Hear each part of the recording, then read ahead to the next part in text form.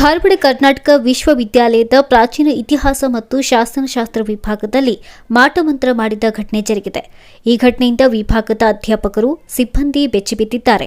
ವಿಭಾಗದ ಸಹಾಯಕ ಪ್ರಾಧ್ಯಾಪಕಿ ಡಾ ರಮಾ ಟೇಬಲ್ ಮೇಲೆ ಕಪ್ಪು ಬಣ್ಣದ ಮಾಟದ ಗೊಂಬೆ, 3 ಲಿಂಬೆಹಣ್ಣುಗಳು ಹಾಗೂ ಅರಿಶಿಣವನ್ನು ಕಿಟಕಿ ಮೂಲಕ ಎಸೆಯಲಾಗಿದೆ. ಗಾಬರಿಯಿಂದ ಹೊರನಡೆದ ಡಾ ರಮಾ ಈ ಕುರಿತು ಕುಲಪತಿಗಳಿಗೆ ದೂರು ನೀಡಿದ್ದಾರೆ. ಘಟನಾ ಸ್ಥಳಕ್ಕೆ ಪೊಲೀಸ್ ಇಲಾಖೆ ಬಂದು ಪರಿಶೀಲನೆ ನಡೆಸಿದ್ದಾರೆ.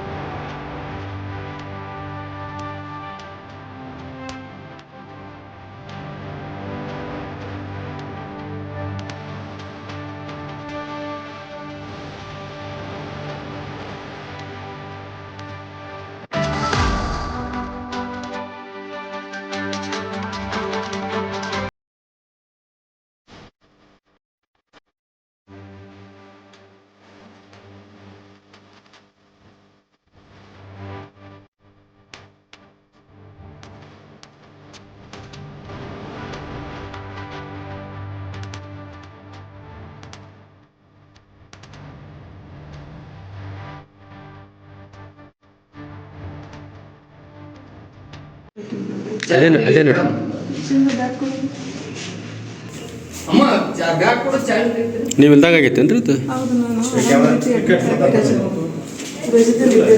ದಿವಸ ನನಗೆ ಆರಾಮಿಲ್ಲ, ರಜದಲ್ಲಿದ್ದೆ. ನಿನ್ನೆ ಜಾಯಿನ್ ಆಗಿ ಬಂದು ನನ್ನ ಚೇಂಬರ್ ಓಪನ್ ಮಾಡ್ತೀನಿ. ಇದೆಲ್ಲ ನಾವು ಶಾಕ್ ಆಗ್ತೀವಿ. ಯಾರು ಮಾಡಿದಾರೆ ನನಗೆ ಇದು ರೂಮಿನ್ ಸಂಬಂಧ ಇಲ್ಲಿ ಪ್ರಾಧ್ಯಾಪಕ ರಳಿಯನ್ ಬಗ್ಗೆ ಸಂಶಯ ಇದೆ ಸರ್.